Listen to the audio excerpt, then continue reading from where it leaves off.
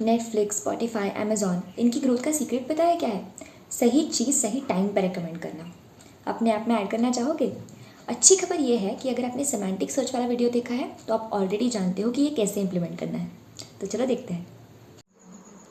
तो चलो सबसे पहले देखते हैं कि मेरे ऐप में रिकमेंडेशंस कैसे काम कर रहा है।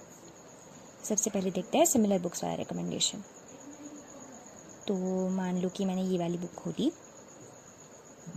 इसके अंदर मुझे ये दोनों बुक्स रिकमेंड हो रही है क्योंकि ये दोनों भी सस्पेंस थ्रिलर्स है, बिल्कुल इसकी तरह। बाकी बुक्स का देखते हैं, जैसे कि ये यहाँ पे भी मुझे इसकी जैसी बुक्स रिकमेंड हो रही है। तो ये हुआ मेरा सिमिलर बुक्स वाला रिकमेंडेशन। अब देखते हैं कि पर्सनलाइज रिकमेंडेशंस कैसे काम कर रहा है। तो उसके लिए मैं पहले लॉग इन करती हूँ।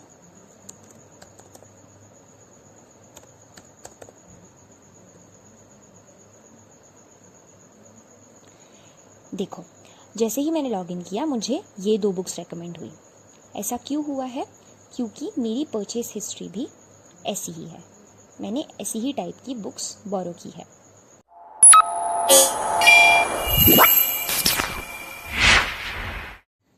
Hello everyone and welcome back to my channel the curious AI engineer. तो सबसे पहले देखते हैं कि रिकमेंडेशन सिस्टम्स के मेनली कौन से 2 टाइप्स हैं। तो सबसे पहला है कंटेंट बेस्ड फिल्टरिंग और दूसरा है कोलैबोरेटिव फिल्टरिंग। अब ये सिर्फ फैंसी वर्ड्स हैं, इनको सुनकर डर मत जाना, इनका कंसेप्ट एक्चुअली बहुत सिंपल है। सबसे पहला है कंटेंट बेस्ड फिल्टरिंग। इसमें यूज़र का लाइक्ड कंटेंट देख के उसको सिमिलर कंटेंट रिकमेंड होता है।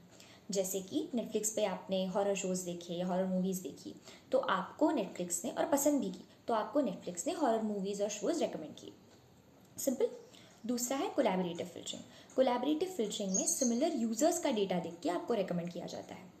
जैसे कि स्पॉटिफाई पे आपने और 1000 अदर यूज़र्स ने सेम 5 गाने सुने।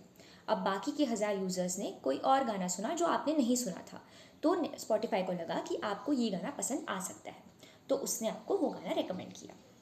डिफरेंस क्लियर है? कंटेंट बेस्ड फिल्टरिंग मतलब यूज़र का कंटेंट देख के उसको सिमिलर कंटेंट रेकमेंड करना, और कोलैबोरेटिव फिल्टरिंग मतलब सिमिलर यूज़र्स का कंटेंट देख के उस यूज़र को रेकमेंड करना। तो डिफरेंस क्लियर हो गया है? तो चलो बिल्ड करते हैं। तो पहली चीज़ जो हमने डेमो में देखी, सिमिलर बुक्स।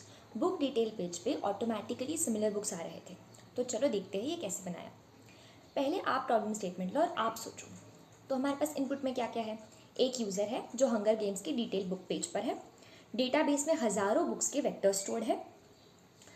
अब कोसाइन सिमिलैरिटी आपको ऑलरेडी पता है पिछले वीडियो से, और हमें आउटपुट क्या चाहिए? 5 बुक्स जो हंगर गेम्स बुक के सिमिलर हो। बस इतना ही पता है तुम्हें, और ये बहुत बहुत है, काफ़ी। सिमेंटिक सर्च में क्या किया था हमने?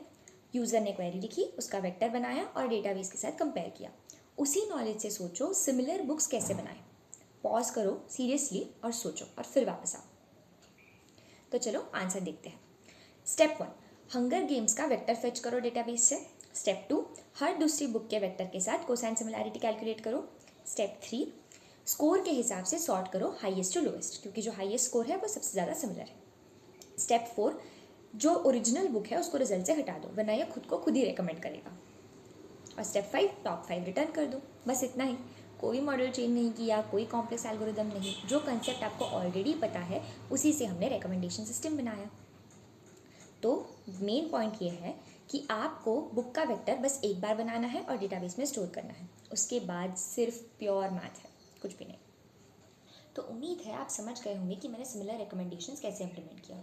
अब हम देखते हैं डेमो का दूसरा पार्ट, यानी कि पर्सनलाइज्ड रिकमेंडेशंस को कैसे इंप्लीमेंट किया जाता है। तो आपने देखा कि सिमिलर बुक्स में हम एक आइटम पे फोकस करते हैं। पर्सनलाइज्ड रिकमेंडेशंस में हम पूरे के पूरे यूज़र पे फोकस करने वाले हैं।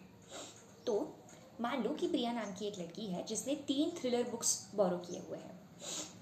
अब हमारा मेन इशू ये है कि हम सिमिलर बुक्स में तो बुक का वेक्टर यूज़ करके उसके अगेंस्ट बाकी वेक्टर्स को कंपेयर करते थे। यहाँ पे हमारे पास 3 वेक्टर्स हैं, तो हम इन 3 वेक्टर्स को एक वेक्टर से कैसे रिप्रेजेंट करें? थोड़ा सा दिमाग लगाओ और सोचो। मैथ्स में ऐसा कौन सा फॉर्मूला होता है जो जिससे हम एक नंबर से 3 को रिप्रेजेंट कर सकते हैं? जवाब सिंपल है, एवरेज। तो हम इन तीनों वेक्टर्स का एवरेज लेंगे। जो हमें फाइनल वेक्टर मिलेगा वो वेक्टर इन तीनों वेक्टर्स के बीच में कहीं होगा। इस वेक्टर को यूज़ करके हम हमारी कोसाइन सिमिलैरिटी कैलकुलेट करेंगे और टॉप 5 को रिकमेंड करेंगे।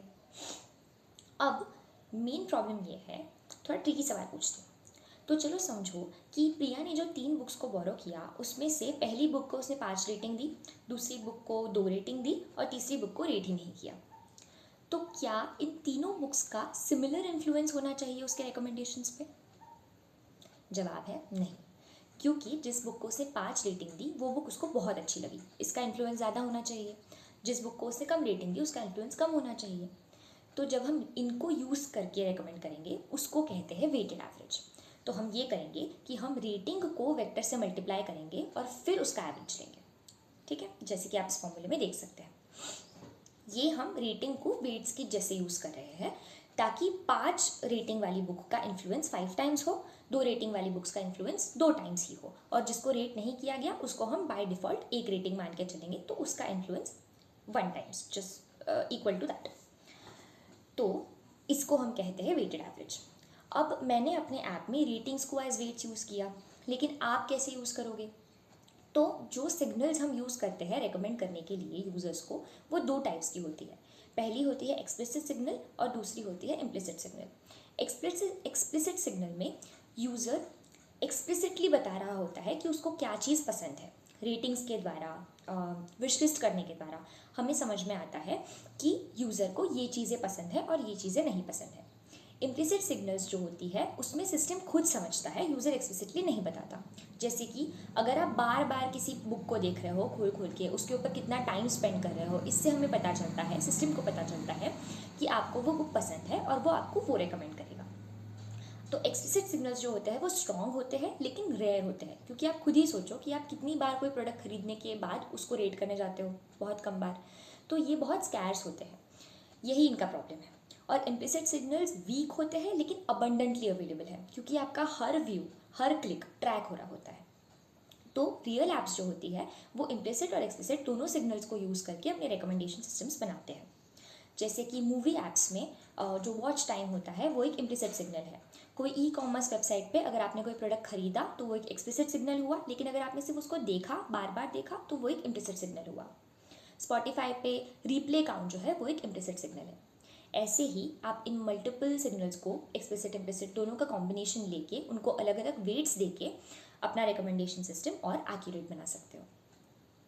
तो ये सारा वेटेड एवरेज लेने के बाद इम्प्लिसिट और एक्सप्लिसिट सिग्नल्स का वेट लेके जो हमने फाइनली एवरेज लिया, उससे जो वेक्टर बना उसको हम कहते हैं टेस्ट वेक्टर। तो अब आगे कैसे बढ़ेंगे, रेकमेंड कैसे करेंगे फाइनली? बस टेस्ट वेक्टर और डेटाबेस में जितनी बुक्स है उनके वेक्टर्स के बीच में कोसाइन सिमिलैरिटी कैलकुलेट करो, सॉर्ट करो, टॉप 5 रिटर्न करो। सेम प्रोसेस है जैसे हमने सिमिलर बुक्स में देखा था, बस इसमें हम एक बुक के वेक्टर की जगह पूरा यूज़र का वेक्टर कैलकुलेट कर रहे हैं जिसको टेस्ट वेक्टर बोलते हैं, और उसके अगेंस्ट हम कोसाइन सिमिलैरिटी कैलकुलेट कर रहे हैं। सिंपल। तो चलो रिकमेंडेशन सिस्टम की एक प्रॉब्लम समझते हैं। मान लो कि आपकी ऐप पे एक नया यूज़र आया। इस यूज़र के बारे में आपको कोई जानकारी नहीं होगी, आपको उसकी हिस्ट्री नहीं पता होगी, लाइक्स डिसलाइक्स नहीं पता होंगे, ना आपके पास इस यूज़र के इम्प्लिसिट सिग्नल्स होंगे ना एक्सप्लिसिट सिग्नल्स होंगे। तो आप इसको क्या रेकमेंड करोगे? इसी को कहा जाता है कोल्ड स्टार्ट प्रॉब्लम, क्योंकि इस केस में आप टेस्ट वेक्टर नहीं बना पाओगे। तो इसका सोल्यूशन क्या है? पहला सोल्यूशन ये है कि आप उसको वो रेकमेंड करो जो उस टाइम पे पॉपुलर है, जो बाकी यूज़र्स के बीच पॉपुलर है, वो चीज़ उसको रेकमेंड करो। दूसरा ऑप्शन ये है, जो कि बेटर ऑप्शन है, वो है ऑनबोर्डिंग क्वेश्चंस पूछना, जो आपने नेटफ्लिक्स और स्पॉटिफाई पे देखा होगा। स्पॉटिफाई पे जब कोई भी यूज़र नया साइनअप करता है तो वो प्लेटफॉर्म आपको क्वेश्चंस पूछता है, जैसे कि आपको कौन से सिंगर्स या आर्टिस्ट के गाने सुनना पसंद है, कौन सी लैंग्वेज में गाने सुनना पसंद है, आपको लिस्ट दे देता है, उसमें से आपको 3 फेवरेट गाने चुनने होते हैं। ये सब चीज़ें वो इनिशियल टेस्ट वेक्टर बनाने के लिए करता है, जिससे कोल्ड स्टार्ट प्रॉब्लम सॉल्व हो सके। तो चलो अब आते हैं इस वीडियो के सबसे इंपॉर्टेंट सेक्शन पे, आपको अपने ऐप में रिकमेंडेशंस कैसे इंप्लीमेंट करने हैं। ये बहुत सिंपल है, आप कोई भी टेक्स्ट ऐप यूज़ कर लो, सिर्फ 4 स्टेप्स में आप अपने ऐप में रिकमेंडेशन सिस्टम्स बना सकते हो। सबसे पहला है वेक्टर जनरेशन। तो जो भी नया आइटम ऐड हो रहा है तब के तभी उसका वेक्टर बना के डीबी में स्टोर कर लो। इसके लिए आप सेंटेंस ट्रांसफॉर्मर यूज़ कर सकते हो, ये एक फ्री एम्बेडिंग जनरेशन मॉडल है। Step 2, similar recommendations. अगर आपको किसी आइटम के सिमिलर आइटम्स रेकमेंड करने हैं तो आप उस आइटम का वेक्टर डीबी से फेच करो, उसके अगेंस्ट बाकी डीबी के बाकी आइटम्स पे कोसाइन सिमिलैरिटी लगाओ और सॉर्ट करके टॉप के रिटर्न करो। ये हो गया आपका सिमिलर आइटम्स रिकमेंडेशन। अब अगर आपको पर्सनलाइज्ड रिकमेंडेशंस भी करने हैं तो स्टेप 3 यूज़र की एक्टिविटी को ट्रैक करो। आप डिसाइड करो कि ऐसे कौन से सिग्नल्स हैं आपके ऐप में जिससे आपको यूज़र की टेस्ट का पता चलता है। एक्सप्लिसिट सिग्नल्स जैसे कि likes, dislikes, wish list, purchase history, ये सारे एक्सप्लिसिट सिग्नल्स हैं। इम्प्लिसिट सिग्नल्स जैसे कि व्यू काउंट, कितनी बार क्लिक किया, किस आइटम पे कितना टाइम दिया, ये सारे इम्प्लिसिट सिग्नल्स हैं। ये सारे सिग्नल्स, ये सारा डेटा यूज़र के साथ स्टोर करो डेटाबेस में, और फिर इनका दोनों का कॉम्बिनेशन यूज़ करके आप और एक्यूरेटली रिकमेंड कर पाओगे। तो अब आती है स्टेप 4। अगर पर्सनलाइज्ड रिकमेंडेशन करने हैं तो इन दोनों सिग्नल्स का कॉम्बिनेशन लेके एक फाइनल टेस्ट वेक्टर तैयार करो। अब इस टेस्ट वेक्टर में एक्सप्लिसिट सिग्नल्स को ज़्यादा वेट दो, इम्प्लिसिट सिग्नल्स को कम वेट दो। फाइनली सारे वेक्टर्स का वेटेड एवरेज लेके आपको टेस्ट वेक्टर मिल जाएगा। अब सेम प्रोसेस करना है जो आपने सिमिलैरिटी में की थी। आपको इसके ऊपर कोसाइन सिमिलैरिटी लगानी है बाकी वेक्टर्स के ऊपर डीवी में से, और फिर डिसेंडिंग ऑर्डर में सॉर्ट करके टॉप 5 रिकमेंड करने हैं, टॉप के रिकमेंड करने हैं। तो इतना सिंपल है। आई नो ये सुनने में थोड़ा कॉम्प्लिकेट लग रहा होगा, लेकिन अगर आप करने बैठोगे तो ये सिर्फ vector plus data plus maths है, क्योंकि जो टफ काम है वो सेंटेंस ट्रांसफॉर्मर कर दे रहा है। एम्बेडिंग तो आपको जनरेट करनी ही नहीं है, आपको बनी बनाई एम्बेडिंग यूज़ करनी है। तो आपको सिर्फ डीबी को क्वेरी करना सीखना है और बस बेसिक मैथ लगानी है। इसलिए ये बहुत सिंपल है, एक बार खुद ट्राई करके देखो। कोई भी टेक स्टैक हो, कॉन्सेप्ट तो सेम ही रहेगा। तो प्लीज़ जाइए और खुद ट्राई करिए, क्योंकि तभी आप सीख पाएंगे। तो आज हमने देखा कि रिकमेंडेशन सिस्टम्स 2 टाइप की होती है, कंटेंट बेस्ड फिल्टरिंग और कोलैबोरेटिव फिल्टरिंग। तो अब आपके लिए ये सवाल है कि इनमें से कौन सी मेथड ईजी है और कौन सी मेथड ज़्यादा पावरफुल है। पॉज करो और इसका जवाब मुझे कमेंट्स में बताओ। जवाब है कि कंटेंट बेस्ड फिल्टरिंग ईजी होता है क्योंकि उसको सिर्फ यूज़र का डेटा चाहिए होता है, लेकिन कोलैबोरेटिव फिल्टरिंग ज़्यादा पावरफुल है क्योंकि ये दूसरे यूज़र्स के इंटेलिजेंस से आपको रिकमेंड करता है। तो चलो, उम्मीद है कि आप इस वीडियो का कॉन्सेप्ट अच्छे से समझ गए होंगे और आपको रिकमेंडेशन सिस्टम्स अच्छे से समझ आ गया होगा। तो आपकी अंडरस्टैंडिंग टेस्ट करने के लिए मेरे 3 सवाल हैं। पहला, अगर आप मेरे ऐप में जाके कोई बुक खोलते हो, नीचे जो सिमिलर बुक्स दिखती है वो कैसे काम कर रहा है। दूसरी चीज़, अगर आपने 3 बुक्स बोरो की, एक बुक को आपने 5 रेटिंग दी, बाकी 2 बुक्स को आपने कम रेटिंग दी, तो पर्सनलाइज्ड रिकमेंडेशंस में इसका कैसे यूज़ होगा। और तीसरी चीज़, अगर आप नए यूज़र हो तो आपको कौन सा कंटेंट रिकमेंड होना चाहिए और क्यों। अगर आपको इन तीनों सवालों के जवाब पता है तो प्लीज़ मुझे कमेंट्स में बताइए, और अगर आप इनके जवाब जानते हो इसका मतलब आपको रिकमेंडेशन सिस्टम का कॉन्सेप्ट बिल्कुल क्लियर हो गया है और अब आप जाके अपने ऐप में रिकमेंडेशन सिस्टम इम्प्लीमेंट कर सकते हो। तो प्लीज़ जाओ और इसको इम्प्लीमेंट करो, और जो भी आपको डाउट्स आ रहे हैं उनको कमेंट्स में डालो या फिर एआई की मदद से उसको सॉल्व करो।